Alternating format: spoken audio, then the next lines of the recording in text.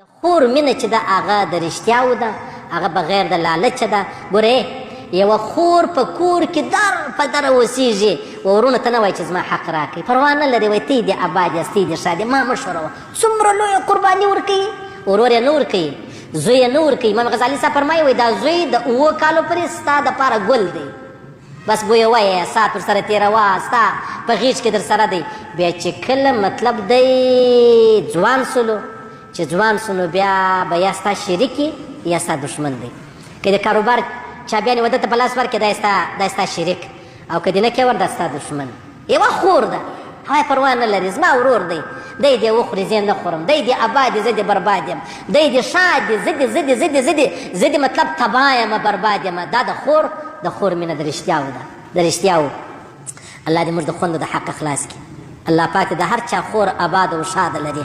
الله پاک دې د هر چا خور په خندا لري، ښه ژوند دې الله پاک به هرې خور ته ورنصیب کړي. نو خبره چې د هغه د ورورګلوي هم درته وکړه چې مشر ورور چې دی هغه په مرتبه کې د بابا دی، او نو خبره دا هم ورسره شته چې کشر ورور په مرتبه کې بیا د اولاد دی. شفقت ورباندې کوو، دا خبره ختمه.